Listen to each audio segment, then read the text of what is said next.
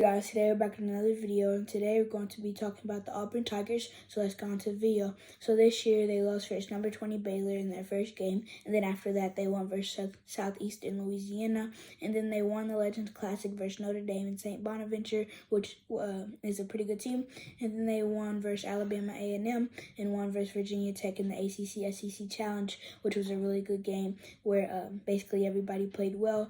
And then their second loss of the season, they lost at Appalachian State after that, and then Janai Broome had a good game, but everybody else couldn't get it going. And then they bounced back and blew out Indiana in Holiday Hoopsgiving and won versus UNC Asheville in the Rocket City Classic. They won versus USC, Alabama State, Chattanooga, and Penn at home. And then they went to Arkansas and blew them out the previous game. And then they're 0-1 in Quad 1, 4-1 in Quad 2, 3-0 in Quad 3, and 5-0 in Quad 4. And those quad games really show what a team is about, because if they play some really good teams and they have some wins versus them, and then some losses are expected, you're gonna lose to Quad 1 teams and Quad 2 teams, but the Quad 3 and Quad 4, they're doing really good. So in March Madness, if they play a mid-major team in the first game, you can expect the unexpected, but I think Auburn will win that game. And then the next game they play Texas A&M, which is going to be a battle, and I can see it going both ways. And then their best players this year, they've been Johnny Broome, and he's been averaging 15.6 points, 8.6 rebounds, and 2 blocks a game. And he's one of the bigs that has been playing really good for Auburn, and in my opinion, he's been their best player. And then Jalen Williams, he's a physical senior that is averaging 11.4 points and almost 5 rebounds, and he's having a career year in efficiencies, shooting 58% from the field and 37% from 3, which is really good for a big. And then Aiden Holloway, he's a really good freshman that is averaging 10.1 points, 3.6 assists, and only 0.9 turnovers. And his efficiencies haven't been great, but he's only a freshman, so he has time to improve.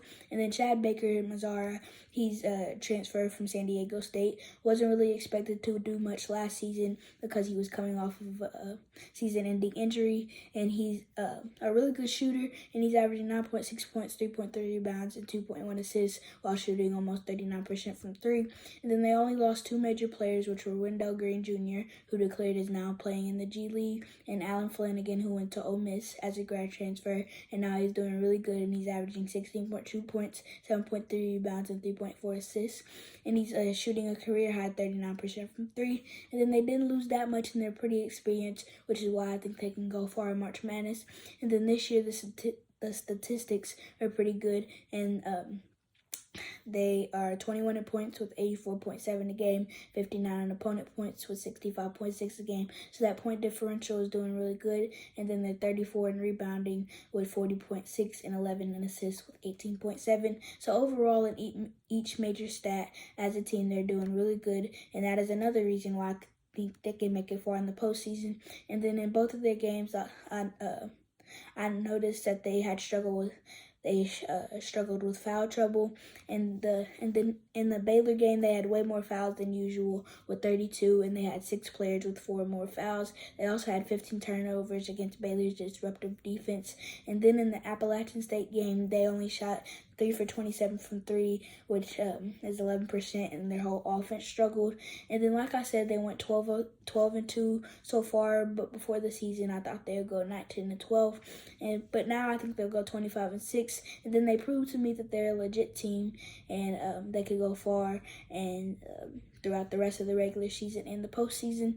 But thank you guys for watching. Like and subscribe for more. And the next episode is Baylor.